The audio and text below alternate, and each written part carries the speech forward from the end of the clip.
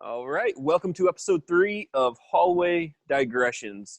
Back with me, Mr. Slofer, Mr. D, and myself, Mr. Johnson, coming at you with the musings and reflections and thoughts of 3 Bible teachers at Lakewood Park Christian School.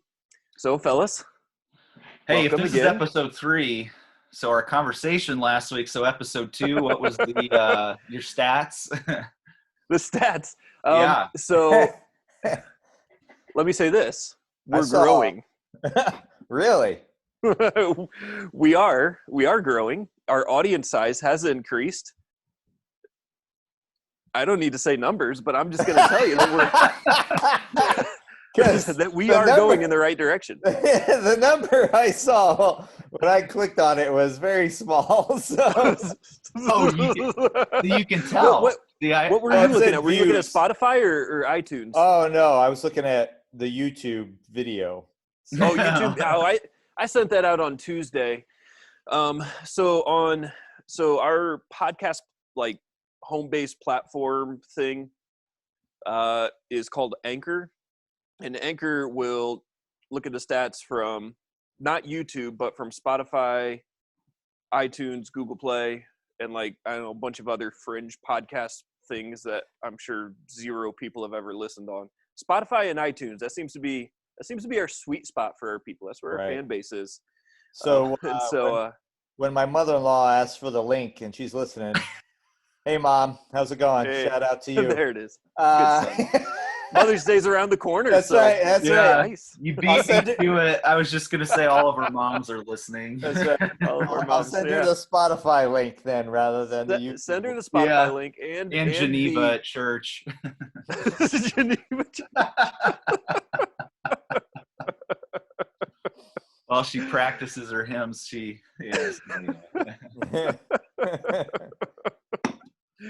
So, fellas, what's going on in your homes this week? Any special story that'll warm us up with a good laugh? And let it be known to our listeners that we've got about probably half an hour of funny stories that we consider pre-show prep, which is just telling stories. Warm us up. Yeah. Or warm us up at least. Yeah, indeed.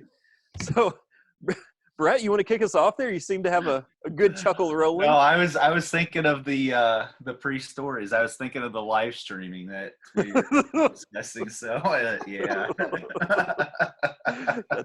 Well, okay. So speaking of all this this world of technology stuff, okay. So no basement tour today. We'll say that for another day because we haven't been getting so many Frozen and Disney articles this week, though the girls did get some new Disney princess dresses.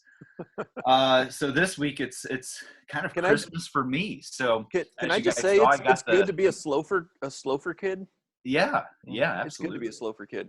But sorry, please go on. Yeah. So well, I told you guys already. I got a mic since we are moving up in this whole podcast world and realm, and so yeah, I got me a mic. And just before we started, I heard Brittany yell from upstairs, "A package came for you." So it's one of the books. So actually, remember I told you guys when the Trump stimulus check came out. I had the signature from the president himself to go and to hit check out on Amazon. And so I got maybe 5 books, 5, 6 coming today. Really excited, guys, because I got to stop saying cuz. My 3-year-old says that and I'm saying it over and over. Because the new Michael Heiser book today. So Michael Heiser just came out fresh, right off the press. So his book on demons today. So Michael Heiser, for those of you listening, The Unseen Realm, very very fascinating biblical theology that he has done with this so-called divine. What's the term? Divine. Help me out here, guys. Counsel, divine counsel that God has. So, just in short, that there are many places in Scripture where God is actually referencing this divine counsel, or it's a reference to this divine counsel that God has chosen to use. So the council would be made up of basically, if you want to say, higher ranking angels, so to speak. And very interesting what he does with the term Elohim, and how Elohim is, rather than just the general term or word for God, G-O-D in our Bibles, is rendered more often, like it is in a couple of passages, Elohim, little g, gods. And his contention is that it's more of a classification of beings that that exist in the spiritual realm. So very fascinating. So I've got a couple of his books on the shelf. I got Unseen Realm, and he did one book on angels. And so now this is his follow-up to that on demons. And so I should be getting that today. And I'm thinking about setting my other books aside and just probably starting in with that one, because his books are always fascinating. Yeah, and well supported with text, and absolutely, especially with his use of Hebrew and Greek. And good. So maybe next week we can get a little bit of a rundown on how that's coming along. Anything that's new or fascinating. So sure, I'd be happy to share that. So it's Christmas today at the Sloper House. I can't wait. I got some good ones coming. And I'll tell you this, so speaking of all this technology stuff too, so kind of funny story, I don't know, but or maybe it's just sad, I think.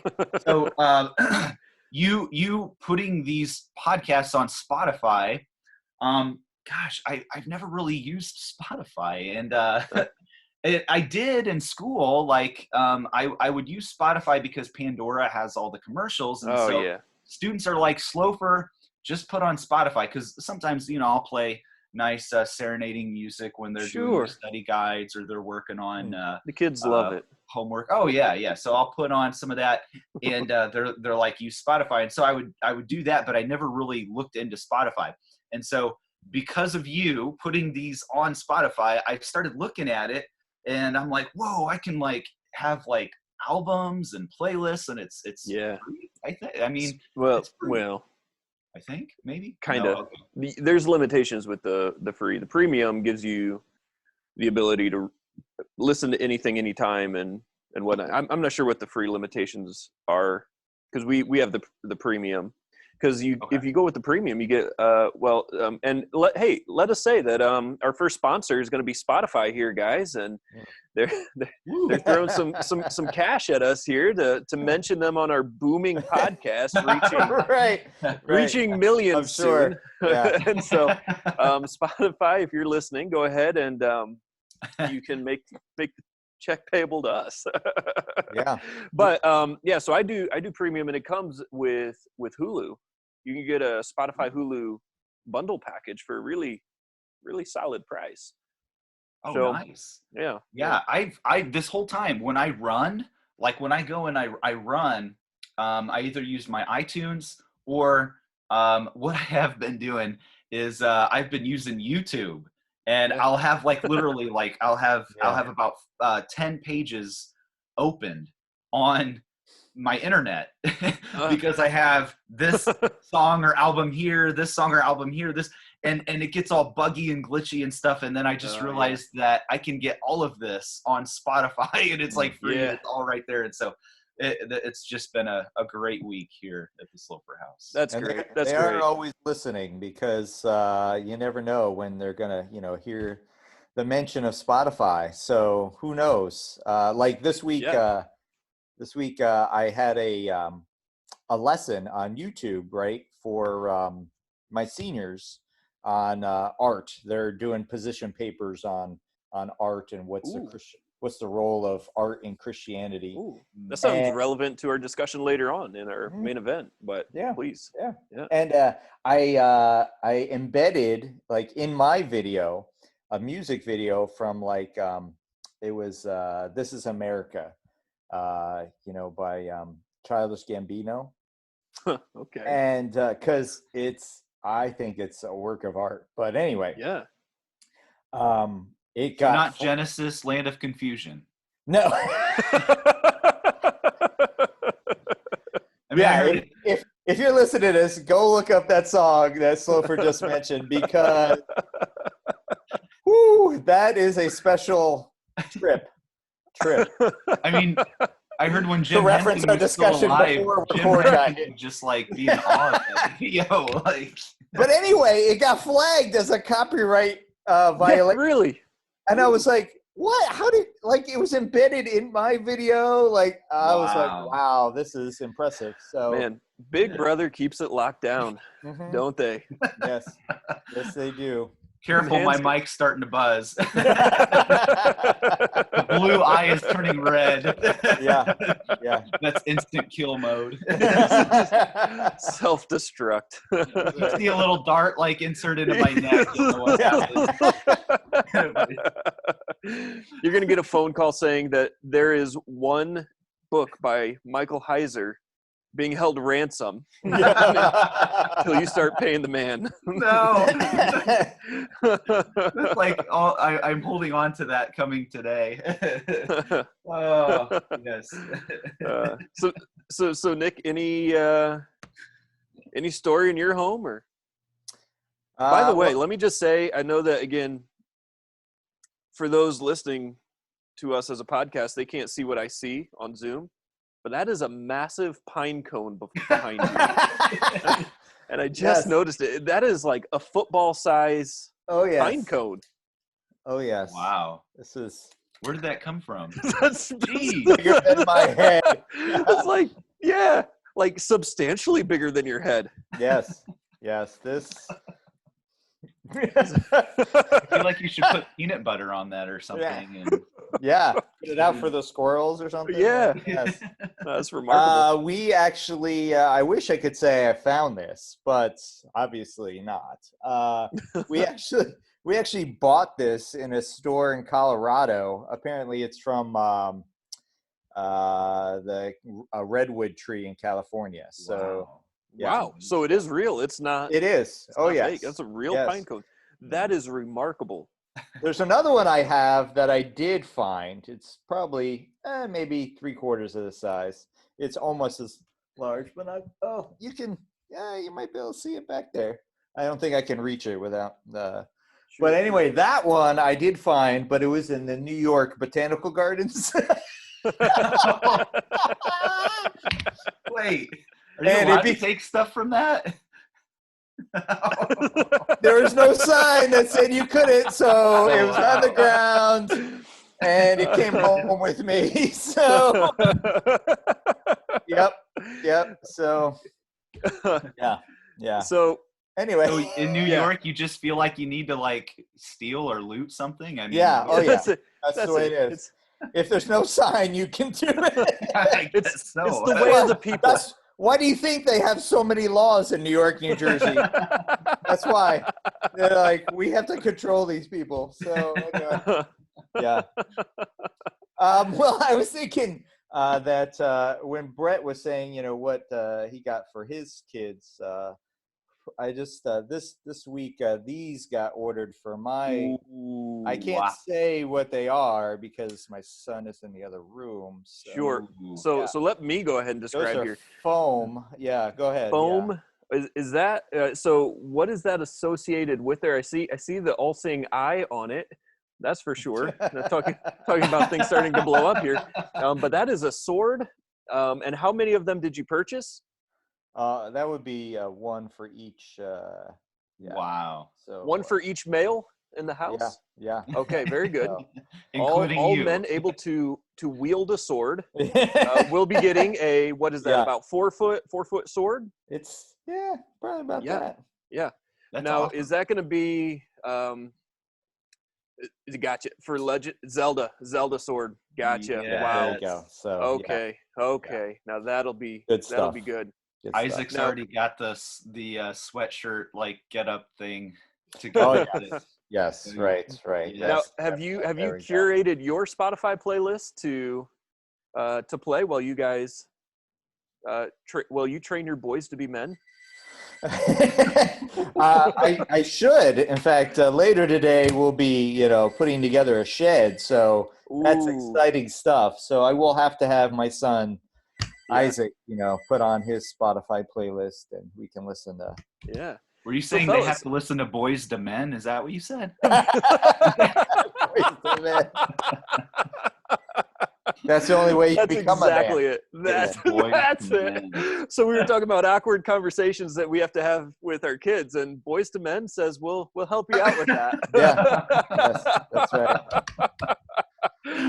So it looks like we're all making purchases now that our audience size is booming, doubling maybe, even tripling, exponential growth. Yes. And sponsorships are just flowing in here, and so we're all making purchases because of our newfound fame.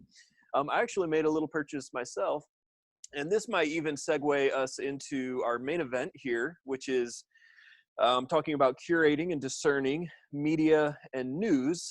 And so just living in a day in which we are bombarded with images and videos and news and sound and media, how do we discern what is influencing us, informing us? So maybe to segue into that, so we had a sound bar with Bluetooth subwoofer, and we lost the remote years ago, like maybe 3-4 years ago. We think that it was stuck in a couch cushion that we gave away, and we just didn't realize it until it was long gone. Where else would the remote be? There is no other reasonable place that it could where be. it stays. Yeah. So the subwoofer got disconnected from the sound bar, and so we were missing out on all the bass that we thought we should have, and it was just a deplorable thing. So Boys to Men just didn't sound the same. They did it. Like they so did flat. Because there's that one guy that's just like that super deep bass, and just you're like, honey, really turn on appreciate Ace what of he does. Base here for a second. Let's. I saw the sign. Just doesn't sound right. Yes, and you know what? Probably 70% of our listeners have no idea what that reference was. So I know. Kids, go ahead and check out Ace of Base as Ace well of Base, on Spotify. I saw the sign. There you go. I saw the sign. Yeah. We're just giving out shout outs to anything that we can get anything sponsorships for. Any 90s music artists out there. That's right. So I was here. I was just on this verge. We're doing some cleaning out. I'm thinking like, is it time just to get rid of this thing and get a new one that we can have a subwoofer? I thought, I want to be a good steward of my resources. Let me just do a little bit of investigating, which I probably should have done a long time ago because Google was out 3 years ago. And so I Googled how to sync up your subwoofer and your sound bar, and I needed to have the remote because you have to press the mute button. That's what connects them. So you hit like the reset on the subwoofer, then you hit mute, and the mute button is what makes the sync happen. But I needed the remote that is long gone in some couch cushion far away. So I got myself a brand new remote control for this, which saved us a substantial amount of money. Not that money is even a thing to us anymore with our level of fame, but just stewardship. Because of stewardship, I went with the rope. So I got the remote. I got it synced. The bass is back. Now that segues us into what did I do with my first opportunity to really feel the deep bass of that subwoofer? What media did I ingest? And so let me go ahead and just put out the disclaimer that not everything that we watch or listen to we necessarily recommend or endorse. But we do, though we are not of the world, we nevertheless, fellas, are in the world. And so Paul said he became all things to all men. So. That's it. And so we can't cover our eyes from everything, but we can discern what is right and good and lovely and just. And so here we are. Let's just get to it. I watched Sunday night. I put the wife to bed, and I had a night to myself to watch a movie because she doesn't like these kinds of movies. So I watched a movie just released on Netflix called Extraction with Chris Hemsworth. Yeah, Thor. Yeah, which Thor is. I love the Thor movies. Say what you like about them. I love it. I love Thor. I love Chris Hemsworth. So I watched it. It is rated R for some violence and language. So disclaimer is out there. However, but the language sounded really good, didn't it? I mean, you got the bass up, and you're like, say that again. Chris. So let me tell you this: the basic plot, no spoilers, though, of course, because it's new and it's out there. But the plot line is Chris Hemsworth trying to rescue this kid who's been abducted as a hostage. So his dad is mixed up in some stuff, and so a drug lord takes the kid, and Chris Hemsworth is hired to get him back. And so things kind of, obviously, to make the movie, things obviously go south for the whole situation, and there's your plot line.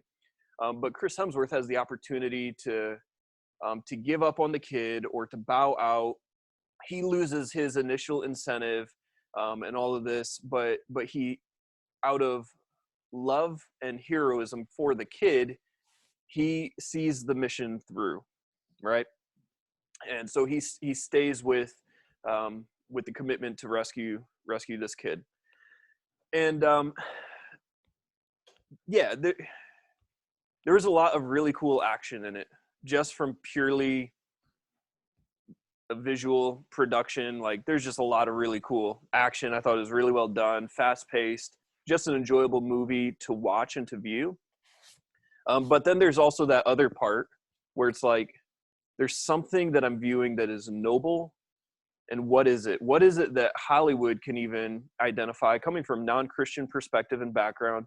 What are some of these virtues and characteristics that don't even line up with their worldview, but they see this as noble qualities, and so they know that it captures the human heart, and so they make movies that carry this motif or this theme, knowing that we'll all be drawn into it and say, that was good and that was right. The self-sacrifice out of love for another.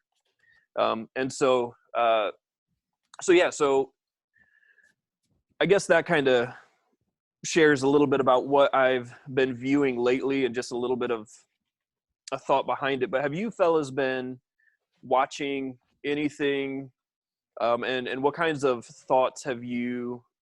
reflective thoughts have you had just about it, whether it's, Brett, you just watching Tiger King or whatever, you waiting for season 2 to come out? Or That's all I do. I just rewatch it over and over. Waiting for season 2. No, actually the other night we watched with the girls the Chronicles of Narnia, the first one, because we're a Christian household here. Of course. Yeah. You get those witches Harry Potter out of there, and you only take Lewis's witches, all right? That's right. Yeah. So we watched that, and just a note on that, I forgot how good the movie was and the story was, and it was cool to walk through it. Hadley didn't realize it was supposed to be sort of a metaphorical of the gospel, and even though there is, of course, that little theological error, I would say, or in there where the boy who sins, so to speak, he's the traitor. He betrays the family. His rights are given up to Satan, essentially, right? The White Witch. Mm-hmm. And so Aslan has to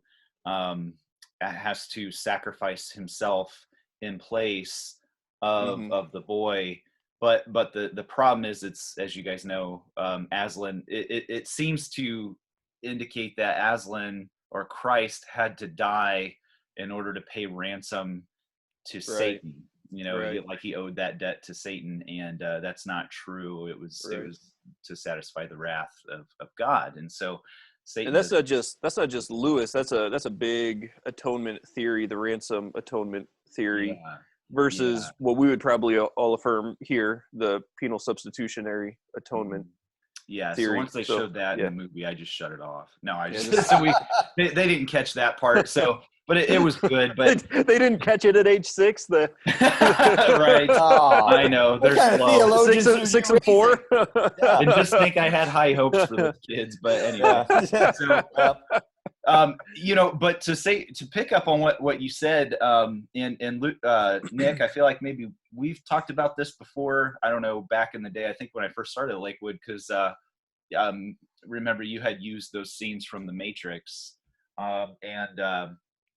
and so I feel like we talked about this a while ago. But yeah, there just seems to be one good story, it seems like, right, that's just told over and over and over and over again, and even in our just non-Christian movies and books and things. And what are some of those common elements that make a good story? And fortunately we get to kind of pick this apart in the one lesson that we do in one of the summit books is called God's Big Story, and you look at what makes a good story and stuff. And so we kind of go through that. But yeah, I mean, think of The Matrix, think of Star Wars, think of I mean, we could go on and on with this list, but just that story of sort of, of course there's trouble, there's evil and danger, and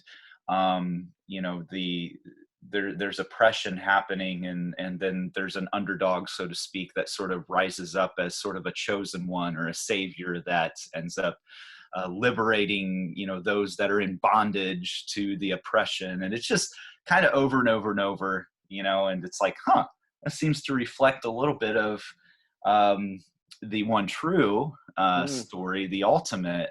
There's something that resonates within our human heart or spirit, whatever you want to say, that recognize that we, what you said, Luke, we're drawn to that, and it's not just, and I even asked the students, I'm like, it's not just my opinion, is it? The fact that these movies do so good, that they make the money and they do so well, over and over and over and over, shows us that story, that we as humans want to hear that story. We want to see it, and we want to see it come to completion. We like the good endings, the happy endings, where the liberation does happen and the hero wins, kind of a thing. And so anyway, interesting what you said. Yeah. How about you, Nick? what was the question again?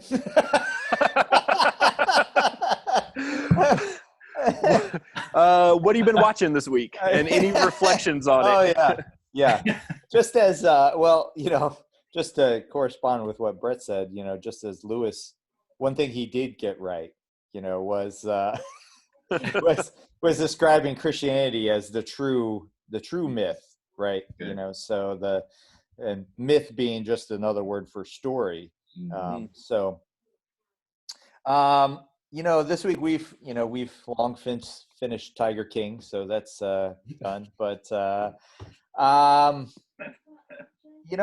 think I really have been watching just on my own The Last Dance, the documentary about the Chicago Bulls last season, and it's just fascinating because that was part of my growing up.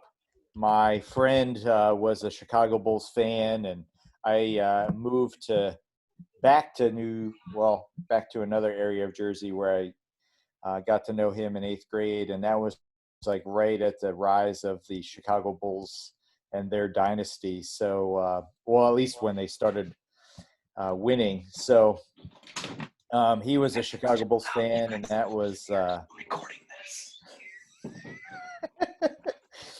And that was just brought back a lot of memories about the Bulls and about things that they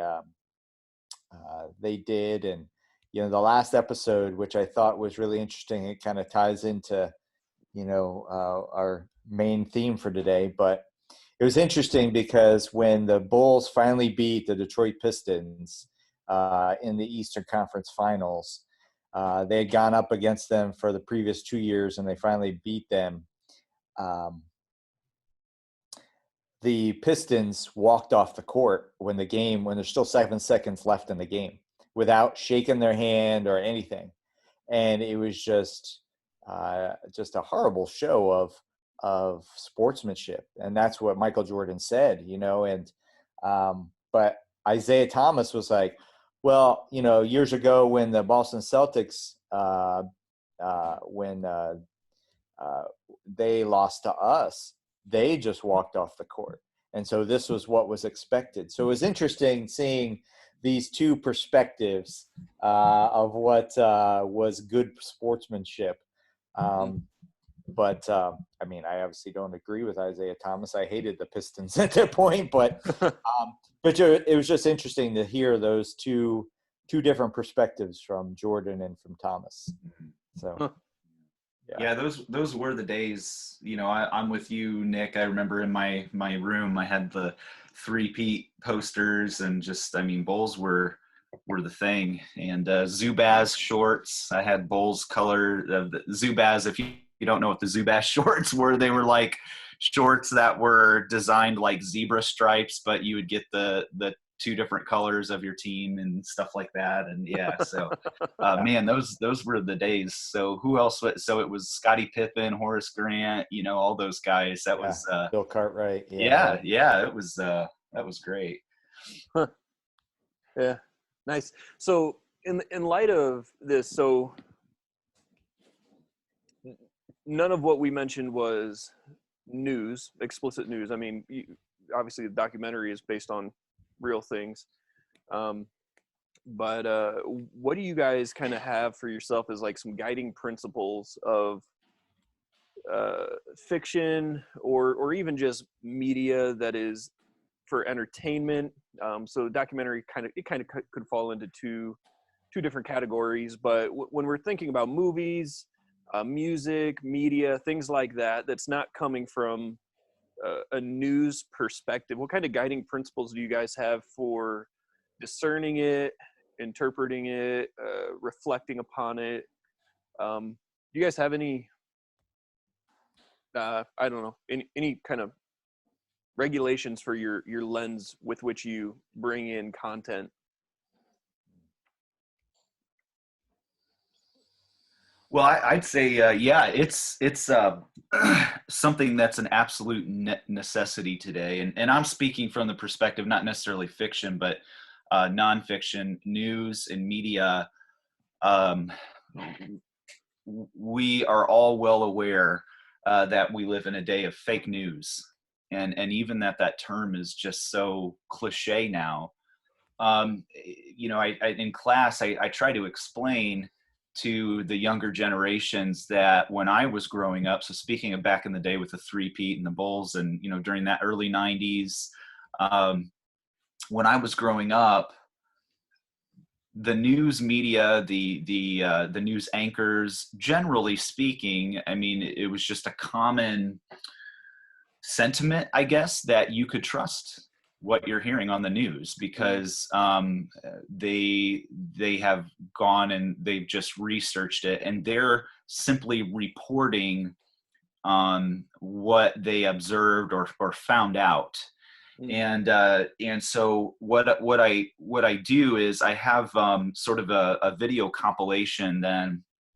So we talk about that, and then I show a video compilation of some modern day news broadcasts, and then I just allow the students to explain to me what did they just see and hear, and they answer well that they heard, for the stuff that is coming out today, they heard opinions and interpretations.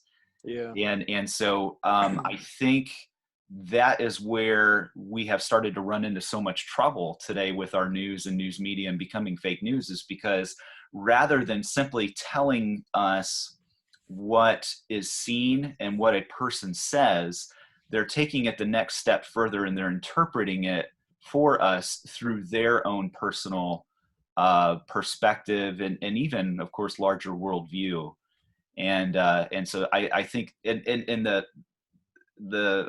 I guess the scarier, dangerous thing is that the younger generations growing up are just seeing that as normal, and they're just accepting that as, well, here's the person that is delegated to tell me the truth about something, and then they're so we can so easily then take in that person's interpretation and an opinion. So it's an absolute necessity today that we have some way as to being able to sift through. How do we know what is true? How do we know who to listen to and who to trust? Because it's a mess out there. Oh, yeah. And a big part of it, not to go off on tangent here, but I mean, think of postmodernism and relativism, and everybody has valid, everybody's opinion it carries equal weight, right? You can't say one is better than the other. And I think that's kind of got thrown into the whole mix as well. So we don't want to say, well, that person's wrong and that person's right. It's just kind of, well, that's that person's view. It could be true, could be good, and so we're very careful then to call out something as being wrong when we absolutely should be doing that, because there really are things that are wrong and there are things that are right. It's fascinating though that postmodernism seems to be really, the acceptance of any thought or belief seems to be really promoted when it comes to religious ideologies. Yet when it comes to political ideologies, we seem to see quite the inconsistency from those, in which, well, if you love Trump, then, you're the worst person ever, that kind of thing, in which we don't carry that same, and when I say we, I probably shouldn't say that because I don't think we're falling into this camp. But when we see perhaps maybe that more, how shall we say, progressive, tolerant, in quotes there, perspective, they want to say that for religious sector, but then when it comes to any other agenda, then it is, if you're not with us, you are against us, kind of thing. Yes. And there's not that oh, you have a different perspective politically than me. Well, that's okay. You're right in your political perspective, and I'm right in my political perspective. So there's quite the inconsistency, which I think is something that's telling about, just the validity of a relativistic worldview. It's just simply impossible to carry that with you into other sectors of life. It's impossible to carry it with you into the religious, with religion, but even though it's promoted there, but you functionally can't continue on with that into other areas. I think what you're saying is too, what we're seeing, you guys, is really the farce of this tolerance coexist movement, which I think is something I'm kind of grateful for now today, because go back several 10 years ago, whatever, and when we're seeing the coexist and the tolerance everywhere, just be tolerant, we're really promoting this relativistic worldview. Well, I think we're finally starting to see, and it seems to be playing out within the political landscape, and also the different opposing views with the LGBT movement and human sexuality and things.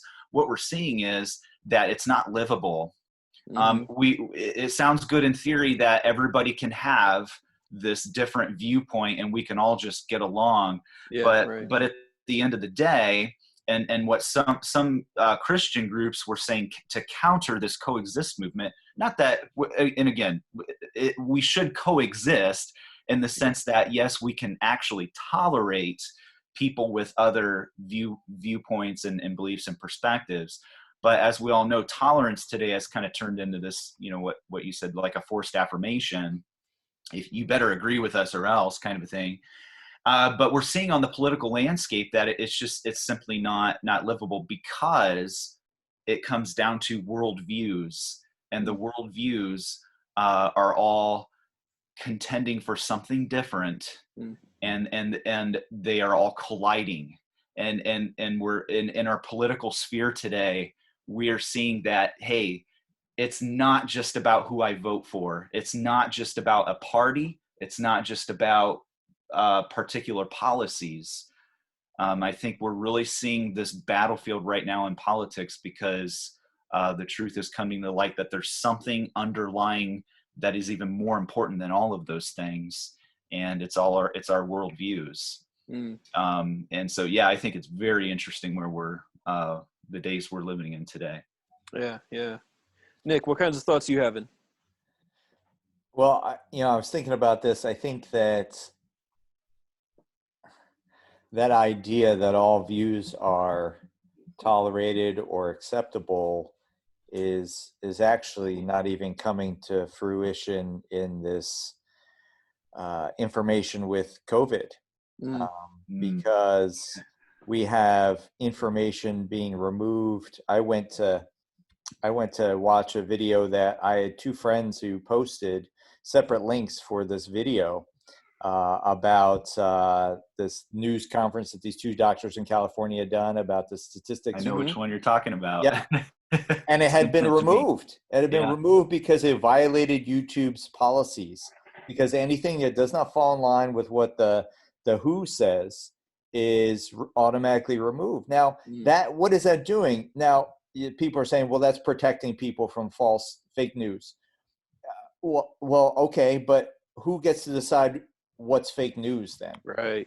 That's the problem, is that if you don't encourage critical analysis by the public of any news source, well, then they're just going to accept whatever the latest is. And then if you remove it and say, well, this isn't, then your truth gets pushed ahead and it's censorship. So, and you're just believing propaganda. So while I see the intention may be good to protect the public, what that becomes is a public that has no ability to discern truth from falsehood and to evaluate anything. And they just accept what's shoved down their throats because it's the only option then.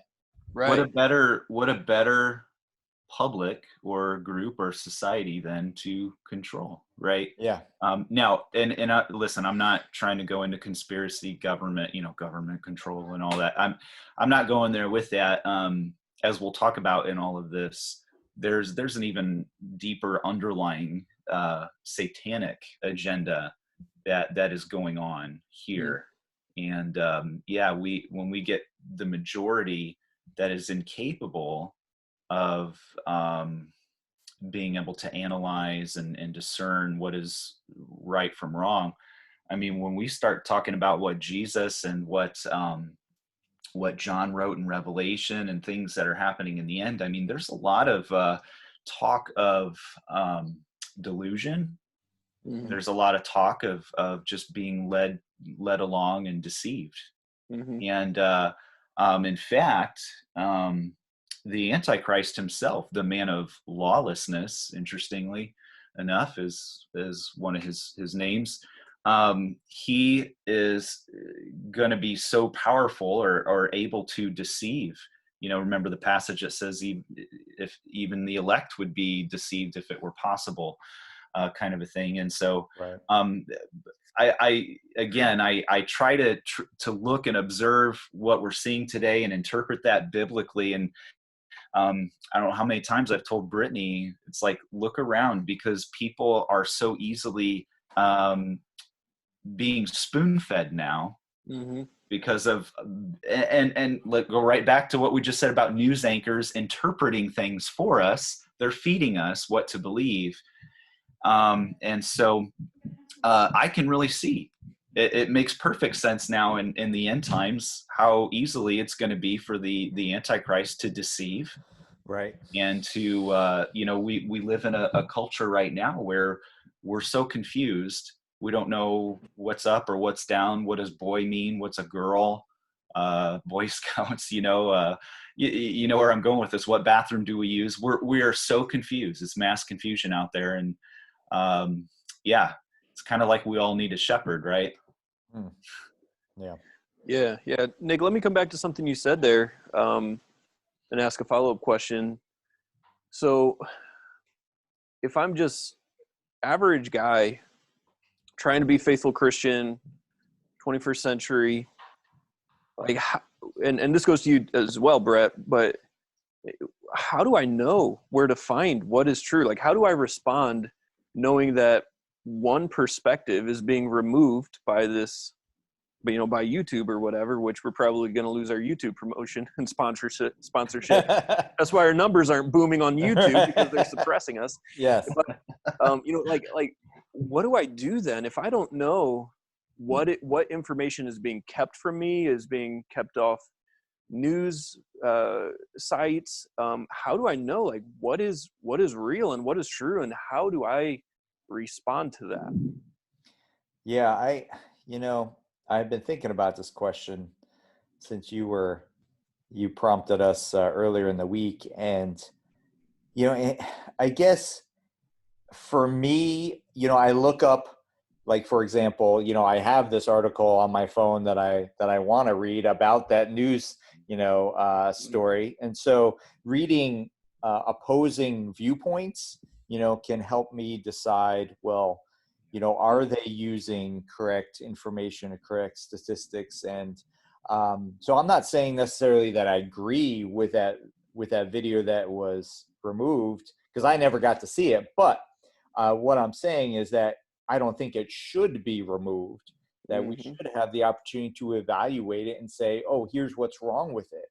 And I think that practice of taking anything, and I don't know, I am just incredibly a critical person. Anything I read or hear, I'm like, is that true? Let me look that up. Let me look up some competing arguments about this media or about this article and evaluate it based upon that. So I think that's one thing, is really to have some sort of a healthy skepticism. Yeah. That we just are able to think through whatever we hear and first, rather than just accepting it before we look at opposing viewpoints. And I think that would be the first step. I think just having that mindset, kind of like what Brett said, that everybody's coming from a worldview perspective and they're trying to share their message, and understand that even the, things like, global warming, they're coming from a worldview perspective, and they're trying to sway you to their viewpoint. And once we understand that, I think that, I know it's done it for me. It's raised my skepticism of whatever I hear and read. Yeah. Yeah. And you know what, again, like, so we were just talking about relativism and tolerance and things like that. And I know for some of our students, they can sit in our classrooms and say, is this just like theological, philosophical, whatever? But you just expressed in a real circumstance the inconsistency of that tolerance relativism, in which a leftist agenda of this extreme tolerance won't even tolerate the voice of a couple ER physicians who clearly are they're not just some Facebook warrior saying do whatever. LOL, you're wrong. They're medical professionals. Yeah, they're medical professionals, so they they should at least have a voice in the conversation. And I think that's one of the misrepresentations of Christianity as well, that we are not tolerant. And I think that's just, I mean, this is, what we all have given our lives to, is not to shut up the voices of others, to welcome them to the table, though, to say, come sit at the table. Let's hear what you have to say. Let's interact with it intelligently and logically. Let's look for evidences of truth and support, and let's weigh our and so we actually find out, like, I think the Christian perspective is way more tolerant in that regard, and that we're willing to hear, and we're willing to say everyone can have a voice, but we still want to be critical about whether we accept or believe each voice. And I can hear, our students saying, well, that's true of you guys too. You're Christians, you're coming from a Christian worldview. You're just trying to sway me to your position. And I think in one sense, that's right, because I believe it's the truth. Yeah. And if I didn't try to sway you to what I believe is the truth, then I'm a hypocrite, right? Because I should want you to believe it. But I think the difference is, in our classes, and I'm safely, I think, speaking for all of us, is that we don't say, this is the viewpoint, only look at this, don't look at anything else. I know when we have taught, UTT, we're like, here's all the worldviews. Let's look at them. Let's evaluate them. Go ahead. Yeah.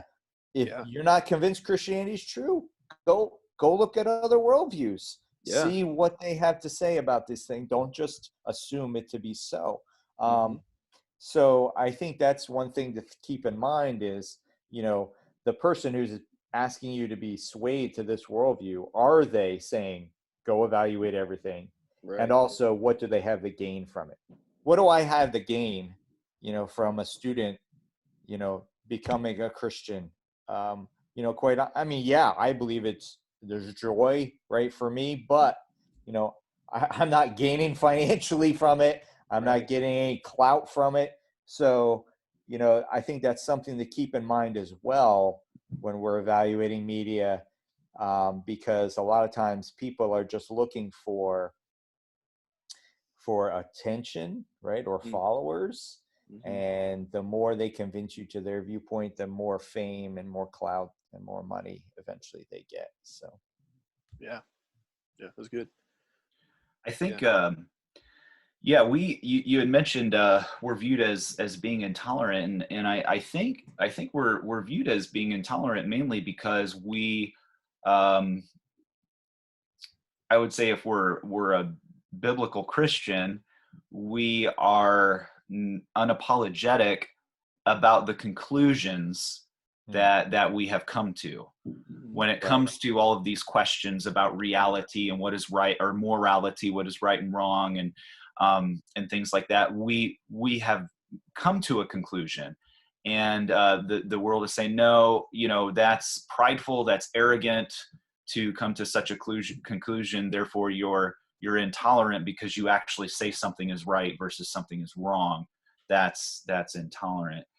When yet, as you've already said, that the world itself has done that as well. They just may not be so outspoken about it. The difference is though we have come to these conclusions, and probably the three of us in a lot of those areas could say, yeah, we're certain. I mean, this is where I land. I believe this to be right. I believe this to be wrong. I believe this to be true. I believe this to be false. So though we arrive at those conclusions, where the tolerance kicks in is what you said, where we can sit down and discuss it, though. Right. Let's sit down and discuss why I have arrived at these conclusions. Let me show you the evidence that has led me to this, or so in other words, I'm not just going to leave it at this sort of an assertion that this is right versus that's wrong. Let me explain to you why that is the case. And then we can have that discussion as to what you just said about the other worldviews. Let's see, let's compare, let's contrast, let's discuss this out, kind of a thing. And I would say that's, absolutely, Luke. That's where we are being more tolerant, is because we do want to sit down and have that conversation, or at least we should, hopefully, and we can pray that the Lord would help us to get to that point. Yeah.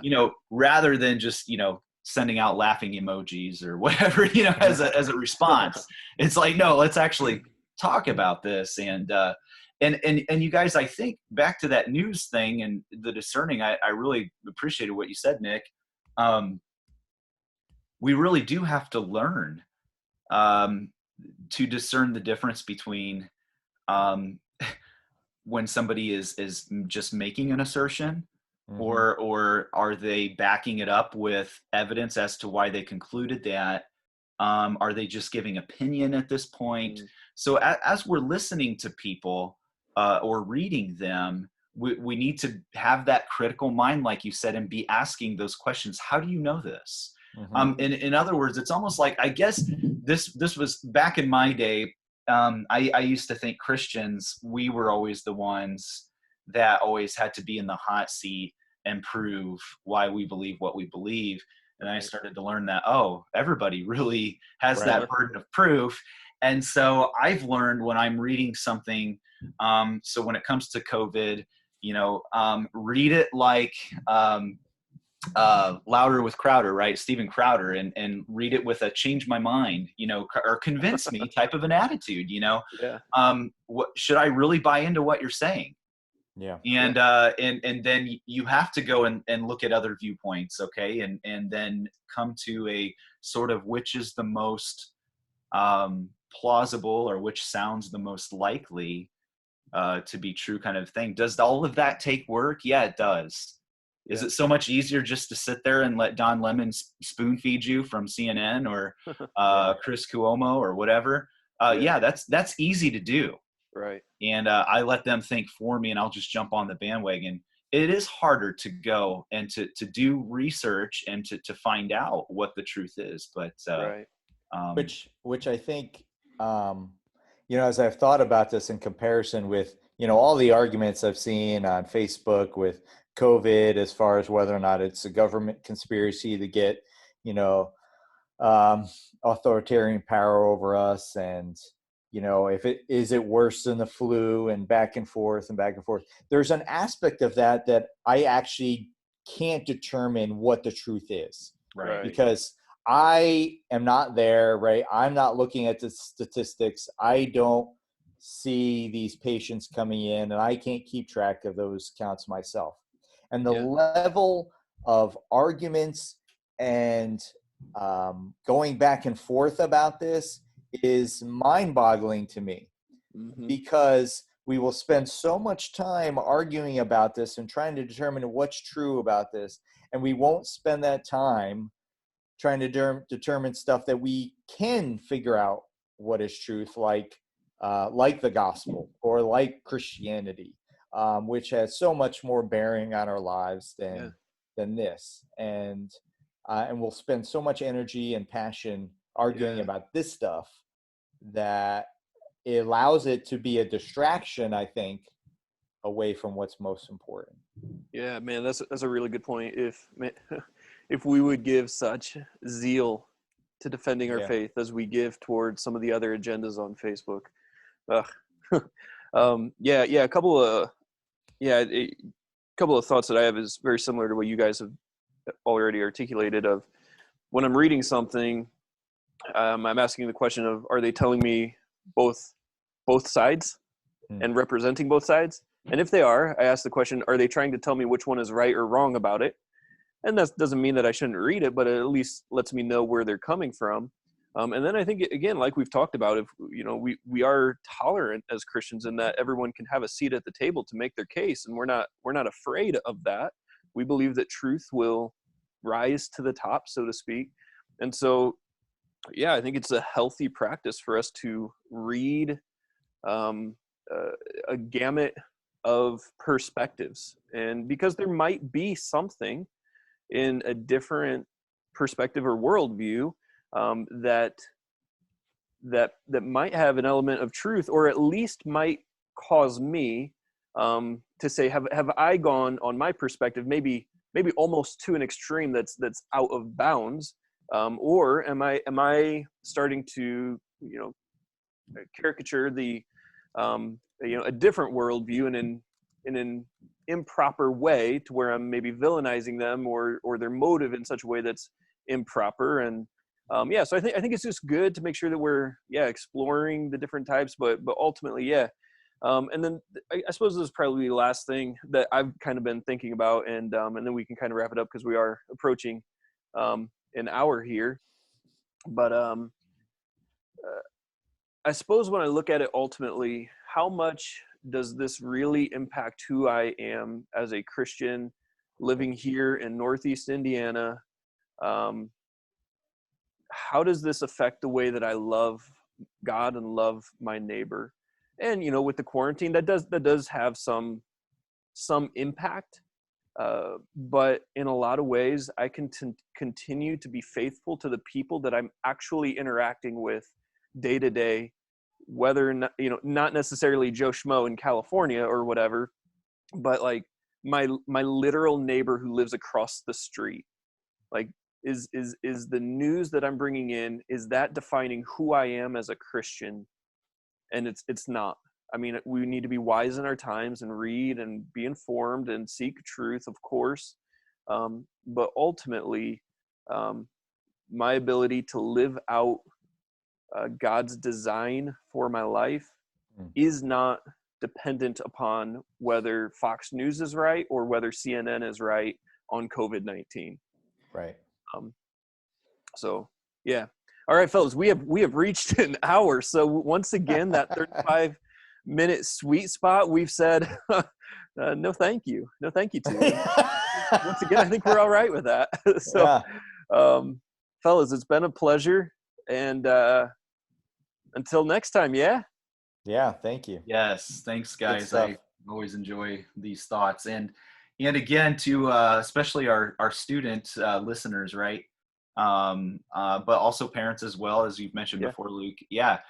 Questions and things like that, right. or ideas. Luke, what were the directions for that? Send them to you. Yeah. Please, thank you for reminding us of that as well for our listeners who have hung in 59 minutes. If you have any questions, prompts, if you have an article that you want us to interact with and read beforehand, or read on the spot and interact with, we're happy to do both. But if you have anything you'd like us to address, interact with, questions to answer, email them into ljohnson@lakewoodpark.org, and and we will welcome that question or article to a seat at the table. Yes. All right. Signing off. See everyone next week.